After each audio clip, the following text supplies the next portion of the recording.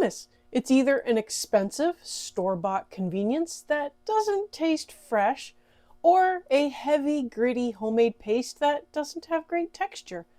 And if you've made gritty hummus, it wasn't the blender, it was the chickpeas. Today, I'm showing you how to make hummus from scratch that is actually light and airy. We're using a basic can of chickpeas and fresh homemade tahini to get that creamy, restaurant-quality hummus texture.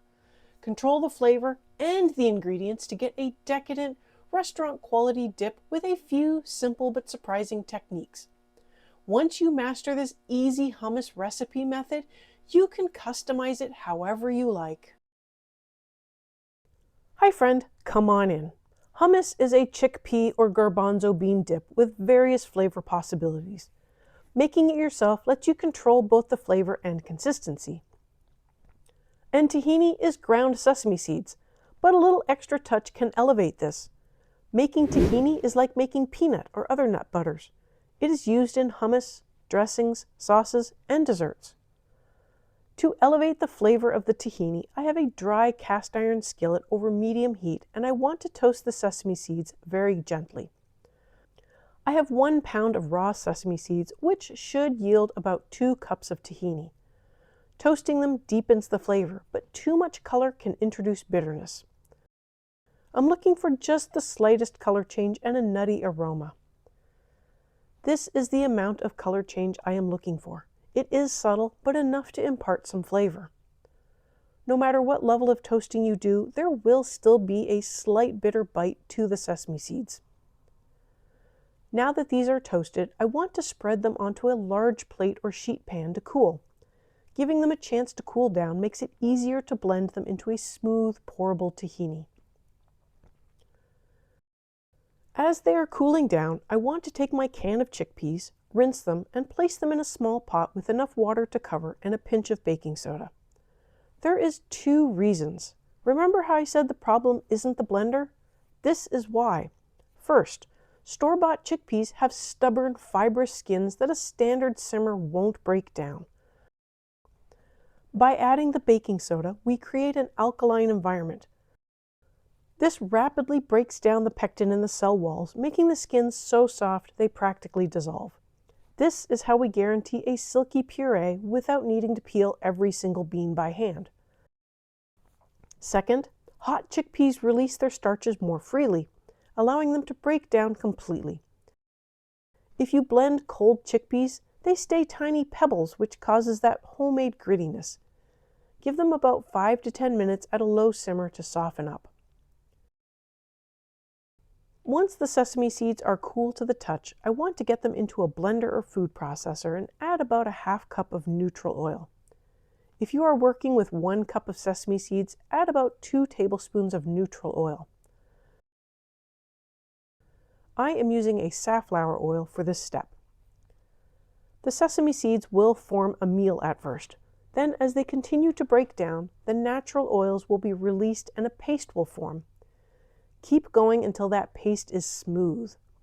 More oil can be added to make for a runny consistency.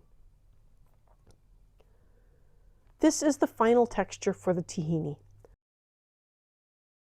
I am removing this to a small jar to set aside while I work on the hummus. Mixing these together allows me to make use of any tahini stuck to the inside of the blender jar.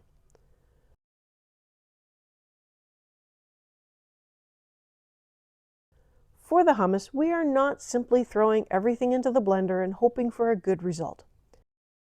Everything will go in stages, and there is a reason for each stage. To the blender, I want to add about 3 tablespoons of lemon juice and 1 small clove of garlic. Don't overdo the garlic. Raw garlic can be overpowering.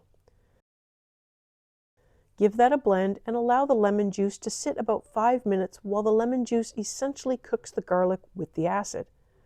This will help tame some of that raw bite. After about 5 minutes, add in a half cup of tahini and give that a quick mix.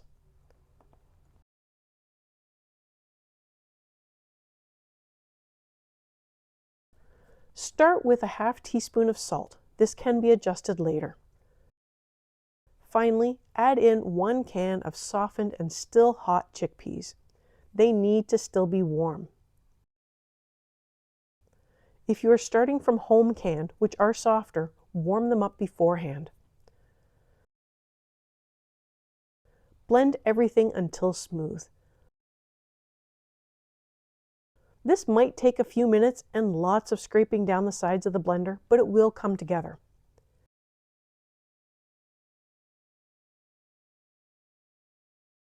At this point, the hummus should be smooth, but it will still be fairly dense.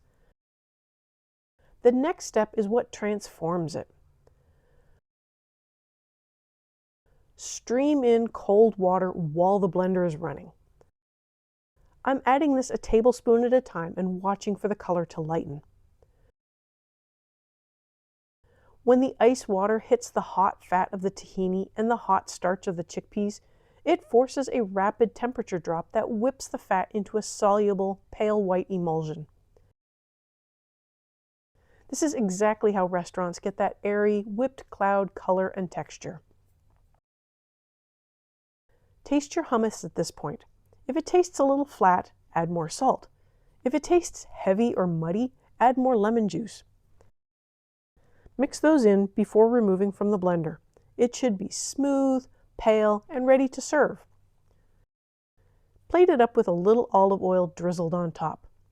Other add-ins include roasted red peppers, roasted garlic, a sprinkle of paprika for color, or even ground dill seed for a pickle-flavored hummus. If your homemade hummus has been gritty in the past, the problem probably isn't your blender. Softened chickpeas, fresh tahini, and a little ice water are what transform it from a dense, homemade paste into that light, airy hummus you expect from a restaurant. Now that you have the method down, what flavor will you be making?